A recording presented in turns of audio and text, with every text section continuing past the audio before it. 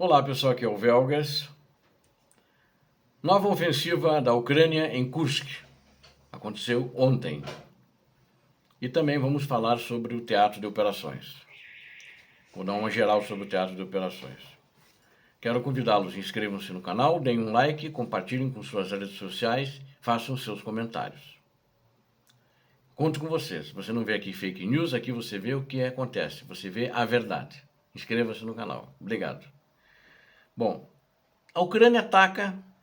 Vou escrever aqui o que os 1000 bloggers, que são os militar bloggers da Rússia, relataram. Eles escrevem assim: a Ucrânia ataca como um raio do nada na nova ofensiva de Kursk. E é isso que dizem diversos deles, né? E eles relatam que tropas ucranianas lançaram uma ofensiva surpresa. Eles falam em 500 soldados e 50 veículos blindados, mas na realidade, segundo a Ucrânia anunciou, é o dobro disso, porque 500 soldados, entre 500 a 600, talvez agora por causa da guerra e das baixas ucranianas, 500 seria, vamos dizer, um batalhão, e com 50 veículos blindados. A Ucrânia anunciou que ela atacou com 2 batalhões, né, com o mesmo número aproximadamente de soldados, então, ou seja, 2 tropas, com um batalhão cada tropa, e cada uma também com em torno de 50 veículos blindados. E ela atacou no território, avançou e manteve posição, né, e nós vamos ver já, inclusive danificou gasodutos e abalando assim o controle russo sobre a região russa na província de Kursk, né. E a Ucrânia lançou essa nova ofensiva, de acordo com relatos do Ministério da Defesa russo, que confirmou isso, e dos 1000 bloggers que foram os primeiros que noticiaram, antes da Ucrânia confirmar, antes da Rússia avisar, eles já entraram no ar e noticiaram isso. Isso aconteceu ontem. E acho que a data de ontem não foi coincidência, porque ontem, dia 6, exatamente, comemora-se 6 meses da invasão da Ucrânia no território de Kursk, que foi no dia 6 de agosto, e ontem era dia 6 de fevereiro. Então, há 6 meses que a Ucrânia está tendo o mando na província de Kursk. Então, para comemorar a data, eles fizeram mais um avanço que foi surpresa para os russos, não esperavam esse avanço. As fontes russas dizem que as tropas ucranianas atacaram o sudeste de Sudzha, que está correto, está confirmado isso. Eles avançaram em direção às vilas de Fanaseyka e Ulanok. E tem um canal chamado canal Zapisky Veterana, do Telegram, é russo. Ele estimou que as unidades ucranianas que avançam, elas têm pelo menos um batalhão e 50 veículos blindados. Alguém contou isso, né? Algum drone de reconhecimento. Mas a Ucrânia disse que é o dobro disso, como eles atacaram em mais de uma região ali e tiveram sucesso, os russos talvez não contaram a outra região. Enquanto isso, também combates na região de Rizilk danificaram um gasoduto ali que fica em Kursk também, provocando um incêndio, forçando o fechamento de 2 vilas sem gás. Ou seja, não que a vila fechou, as 2 vilas ficaram sem gás.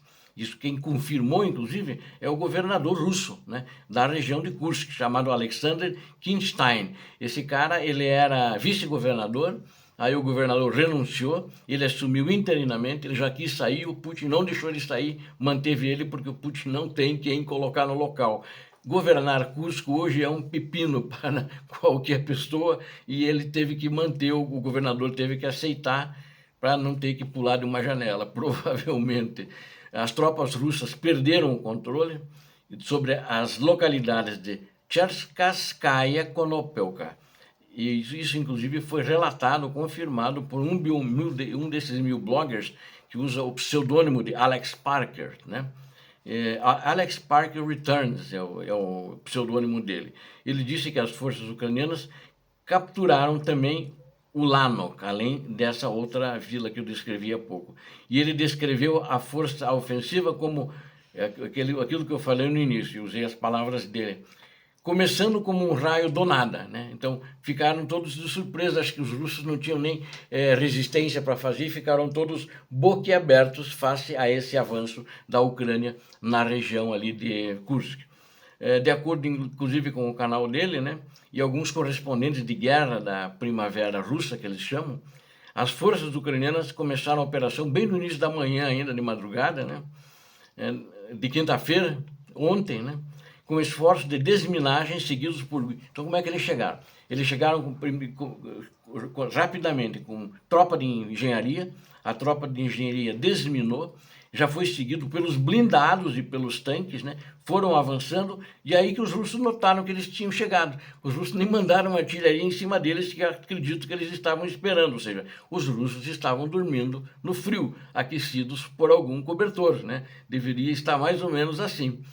E essa operação, eles foram avançando justamente na direção de Makhnovka, flanquearam Cherkasskaya, Konopelka, e também avançaram em direção a Ulanov. Ou seja, eles capturaram essas vilas, prenderam os russos lá dentro, meio desorganizadamente, tentaram resistir, não conseguiram, capturaram, e os russos ainda não recapturaram, e não sei se vão recapturar. Nós vamos ver se a Ucrânia vai querer permanecer nesses locais ou queria apenas comemorar os 6 meses de aniversário e vai voltar às suas posições. Não sabemos ainda, vamos saber nos próximos dias, né?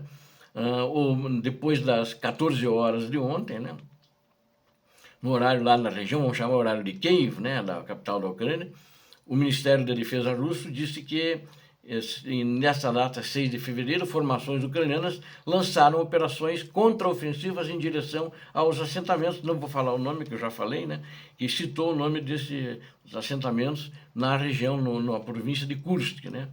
E eles confirmaram isso, então. Eles disseram que combateram, mandaram fogo de artilharia, que a Ucrânia teve muitos prejuízos e blindados, mas não é o que confirma o Estado-Maior ucraniano, diz que nada disso aconteceu. Eles chegaram lá, os russos surpresos, e os ucranianos continuam lá. Na realidade, os que puderam fugiram, né? É isso que aconteceu face a esse ataque do exército ucraniano na região de Kursk, né?